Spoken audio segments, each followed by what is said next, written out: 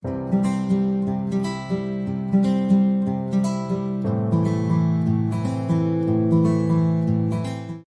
di jalan Allah dipanggilnya di usia muda.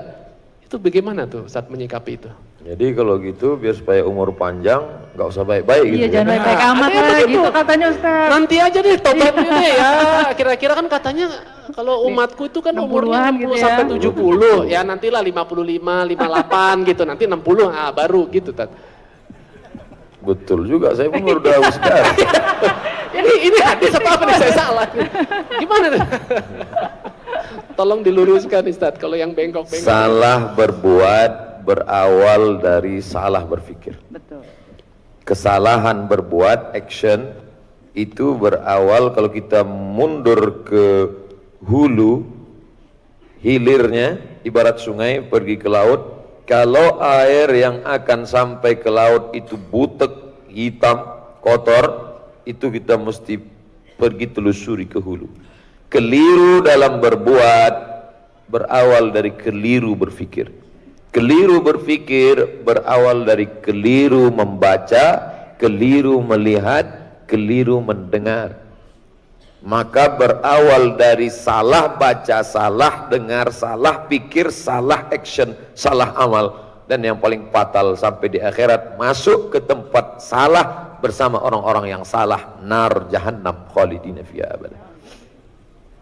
Maka perlu kita luruskan, dunia ini adalah tempat ujian. Ada orang-orang yang memang diberikan Allah SWT umurnya pendek, tapi ada yang diberikan Allah panjang, semua sudah ditetapkan di Lauhil Mahfuz. Ada juga orang baik umurnya panjang, Mbah Mun, kiai tertua lebih 90 tahun. Dr. Mahathir Muhammad, pemimpin muslim disegani di seluruh dunia, bahkan Zakir Naik tetap dia bela sampai hari ini, umur 93 tahun. Bahkan dalam hadis dikatakan man tala umruhu wa hasuna amaluhu, siapa yang panjang umurnya dan baik amalnya, itulah manusia yang terbaik. Adapun orang muda baik meninggal, Habib Munzir Al-Musawwa. Tapi berapa banyak juga anak-anak muda yang tidak sampai tua mati dalam keadaan su'ul khatimah, mati sakau, mati makan pil anjing gila. Jadi kalau ada orang berpikir, jangan baik-baiklah, UJ ninggal muda, Habib Munzir ninggal muda, Ustaz Arifin Ilham ninggal muda, sampel yang dia pakai tidak tepat. Lalu kenapa dia berpikir seperti itu? Setan berhasil. Allazi yuwaswisu fi sudurin nas minal jinnati wan nas. Jadi yang bisik begini ini dua, jin dan manusia. Termasuk Kang Adrian sudah dibisikin nas. Alhamdulillah hari ini kita ketemu, ternyata bisikan-bisikan teman-teman tadi. Jadi kalau nanti setelah ngaji ini tetap ada nas yang ngomong begitu, ente nggak usah hijrah lah, nggak usah lah ikut sama artis-artis hijrah Kang Adrian, toh yang cepat ninggal tuh yang hijrah-hijrah. Maka bacalah ayat kursiku cepat-cepat. Allahul qayyum la ta'khudhuhu sinatun. Karena bisikannya tidak kepada kebaikan. Oleh sebab itu kita pahami hakikat hidup dalam Quran. Likulli ummatin ajal, sudah ada ajalnya. Idza jaa ajaluhum, kalau ajal sudah sampai, la yastakhiruna sa'atan, tidak bisa ditunda sesaat, wala yastaqdimun, tidak bisa dipercepat walaupun sesaat. Orang baik ninggal cepat sudah ketetapan Allah, orang jahat ninggal lama bukan karena jahatnya, orang soleh ninggal cepat bukan karena kesolehannya, tapi karena sudah ketetapan Allah Subhanahu wa ta'ala. Itu akidah. Makanya sebelum ibadah, sholat, zakat, puasa, haji, umrah, akidah yang pertama, keyakinan supaya jangan sampai salah mendengar, salah membaca, salah melihat, salah berpikir, dan salah beramal. Kenapa belum hijrah? Kalau cepat hijrah nanti cepat mati. Na'udzubillah. Ditunda hijrah, nantilah setelah pensiun, nantilah setelah tawaran kerja mulai kurang, nantilah setelah agak tua, nantilah setelah lipstik nggak melekat lagi di bibir, nantilah setelah bedak ini harganya melambung tinggi. Tapi pada akhirnya rupanya ketetapan Allah. Berapa banyak orang mau bunuh diri, nggak mati. Iya. Pergi ke dokter tanya, ibu dokter, pak dokter, pernah nggak nangani orang mau bunuh diri nggak mati? Sering kali pak ustadz. Buih mulut, nggak mati-mati. Ternyata mau minum racun, ini minum sampo. Nggak mati. Berapa banyak orang gantung diri nggak mati? Ya ambil selendang, ikat, jatuh ke bawah, patah kayu, berat 125. Makanya sebelum bunuh diri diet dulu. Disurvei dulu gitu Ustaz. Jangan dong Ustaz. Artinya apa? Ketetapan Allah Subhanahu wa taala. Kenapa mereka pergi duluan? Menurut ilmunya Allah, orang ini lebih baik cepat pergi karena Allah sayang dengan dia. Kenapa orang ini bisa dipanjangkan umurnya? Menurut ilmu Allah, makin lama dia di dunia, makin banyak menebarkan manfaat. Ini orang, kalau dia lama di dunia, ini banyak orang yang akan tersentuh. Karena dia sekali ngomong, followernya banyak sekali. Amin. Kenapa? Karena dia artis hijrah. Makanya artis-artis hijrah ini panjang umurnya insya Allah. Amin. Jadi berdasarkan Kayaknya dalam nih. follower ya kayaknya Iya, ya. iya, iya, Oh, betul. iya, saya tambahin nih followernya ya kalau gitu ya. Amin ya Allah. Amin. Amin amin ya Allah. Nah Ustadz, jadinya buku ini baiknya tuh dibaca oleh siapa sih? Apakah untuk seluruh anggota keluarga termasuk anak-anak juga layak untuk baca? Atau kayak tadi Ustadz bilang ya ini usia 35 ke atas deh? Atau gimana tuh? Kadang di kantor-kantor kan ada kultum tuh. Ya, kajian perkantoran gitu Bahkan ya. kemarin bapak-bapak dari kepolisian yang dapat tugas dari UN, United Nation, PBB di perbatasan daerah konflik di Afrika Utara. Ustadz, tolong kasih kami bahan kultum, Ustadz.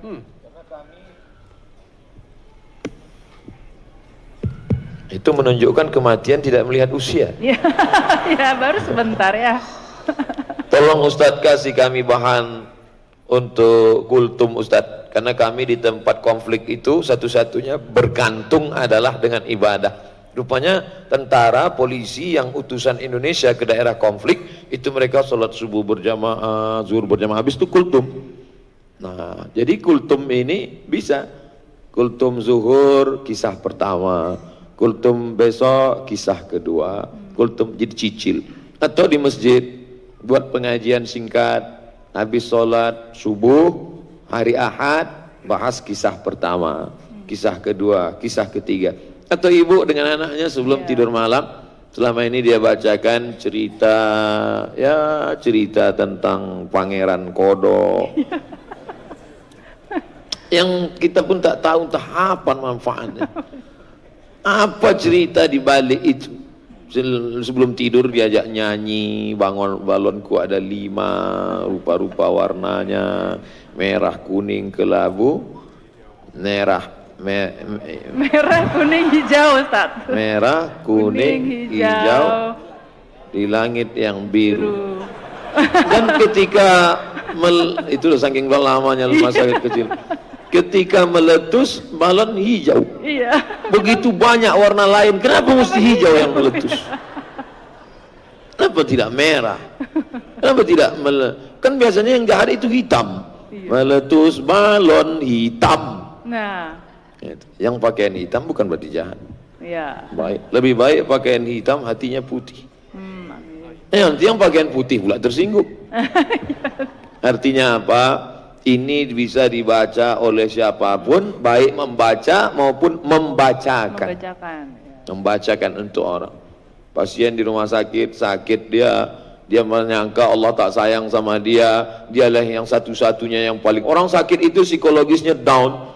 Ternyata setelah dibacakan, bapak sakit mau meninggal, Nabi aja meninggal. Iya. Sahabat-sahabat Nabi aja. Mungkin dia baca udah nggak bisa, kita ceritakan begini akhir kesudahannya. Begitu juga dengan orang-orang yang sombong, penguasa-penguasa, perlu juga dikasih hadiah ini. Orang yang baru nikah Pak Ustadz, kasih. Iya. Biar dia jangan menyangka kalau baru nikah malaikat maut lupa. Ini banyak orang salah sangka sekarang. bagus. Wallahu a'lam. Nah, kalau tadi bentar lah ya, udah dibilang banyak pertanyaan kalau saya mas soal ini Ustaz. Lanjut. Tadi kan misalnya kita membacakan buat anak-anak kayak itu Ibu ya, bisa aja kita dengan gaya kepada anak-anak. Lah, kalau problemnya saya nih Ustaz, kemudian anak saya umur 4,5 tahun dia bertanya, mati itu apa sih Bun? Aduh, tanya ayahmu nak. Jawaban saya begitu. Jadi menimbulkan pertanyaan, Allah tuh ada di mana Bun? Wah, saya jujur saya takut salah, apa saya harus WhatsApp Ustadz gitu untuk coba saya tanyakan jawabannya. Jadi gimana tuh Ustadz kalau dalam Al-Quran digunakan istilah bilisani qaumihi, dengan bahasa kaumnya, dengan bahasa kaumnya. Jadi dengan anak-anak kita tidak bisa seperti saya ngajar di kampus, ketika misalnya anak-anak nanya, mati itu apa sih? Mati menurut etimologi adalah, mati menurut terminologi juz 18 halaman 21. Nah, jadi simple, sederhana tapi mengena.